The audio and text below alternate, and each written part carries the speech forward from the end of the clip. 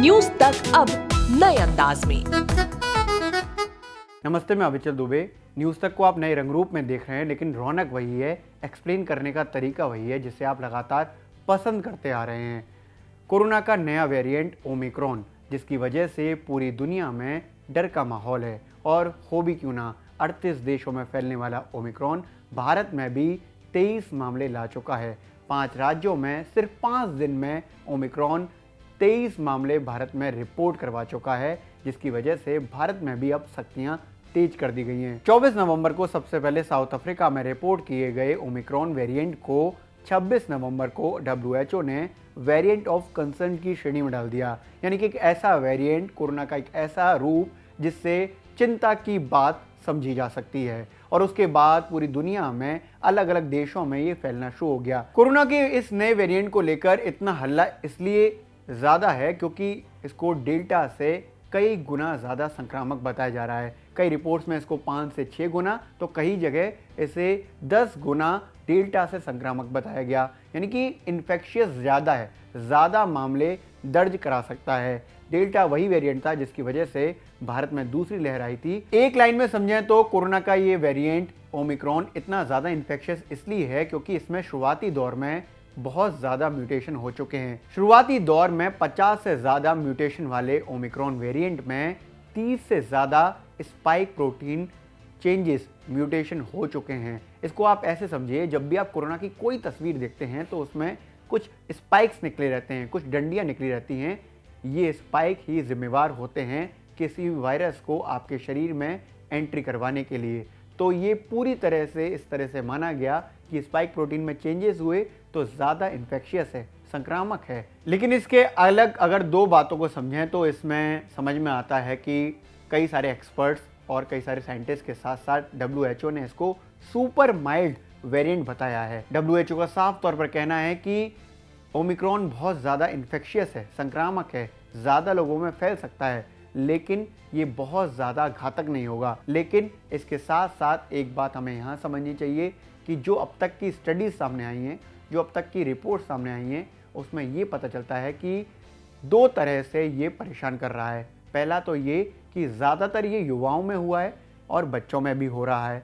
इसके साथ साथ ये उन लोगों को भी हो रहा है जो फुल्ली वैक्सीनेटेड हैं, यानी कि जिनके अंदर अच्छी इम्यूनिटी है, उनको भी कोरोना का ये वेरिएंट ओमिक्रॉन हो रहा है। अब अगर भारत की बात करें तो भारत में ओमिक्रॉन से होने वाली दिक्कतों को लेकर लगातार सवाल आ रहे हैं। सबसे पहला सवाल तो यही आ रहा है कि क्या ओमिक्रॉन की वजह से देश में तीसरी लहर आएगी? तो ज़्यादातर एक्सपर्ट्स का और साफ तौर पर IIT के प्रोफेसर मणिंदर अग्रवाल, जिन्होंने अपने मैथमेटिकल मॉडल से ये साफ तौर पर बताया है कि जनवरी की शुरुआत से भारत में ओमिक्रॉन की वजह से तीसरी लहर आ सकती है और जनवरी की लास्ट और फरवरी के शुरुआती दौर में ये अपने पीक पर पहुंच सकती है। पीक पर पहुंचने का मतलब ये हुआ कि ओमिक्रॉन की वजह से देश में 1 से 1.5 लाख मामले सामने आ सकते हैं। प्रोफेसर मणिंदर अग्रवाल और दूसरे एक्सपर्ट्स का साथ साथ में ये भी कहना है कि भले ही ओमिक्रॉन ज़्यादा इन्फेक्शियस है, संक्रामक है, लेकिन इससे बहुत ज़्यादा हम लोगों को डरना नहीं चाहिए, घबराना नहीं चाहिए। हम लोगों को सावधानियां बरतनी चाहिए क्योंकि हमारे अंदर इम्यूनिटी डेवलप हुई है। ओमिक्रॉन को सुपर माइल्ड बताने वाली जो पोजीशन है उसमें WHO से लेकर दूसरे साइंटिस्ट भी हैं जो इसको सुपर माइल्ड कह रहे हैं। कारण साफ है कि इसके लक्षण जो हैं बहुत ज़्यादा दिखते नहीं हैं, एसिम्प्टोमेटिक होते हैं या फिर बहुत ज़्यादा किसी भी व्यक्ति को परेशान नहीं करते हैं। इन्फेक्शन होता है तो दिक्कत होती है, बुखार आता है, सिर में दर्द होता है, बदन दर्द होता है, लेकिन ये उतना नहीं है जितना डेल्टा वेरिएंट की वजह से होता था। बुखार भी बहुत ज़्यादा नहीं आता है, कम ही बुखार रहता है, और सिर में दर्द या फिर बदन में दर्द उतना नहीं है जितना डेल्टा ने परेशान किया था।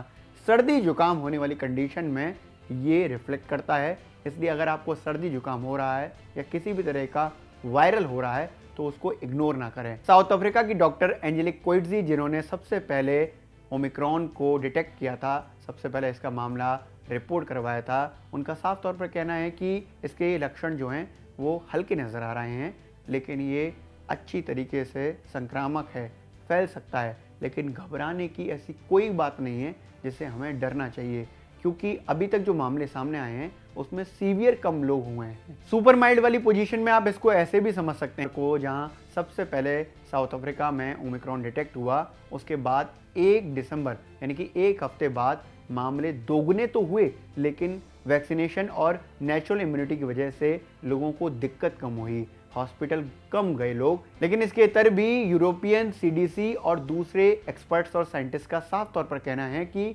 ओमिक्रॉन के बारे में जानकारी जुटाने के लिए कुछ वक्त और चाहिए, क्योंकि अभी शुरुआती दौर में कुछ बड़े कमेंट्स करना इतना सही नहीं होगा।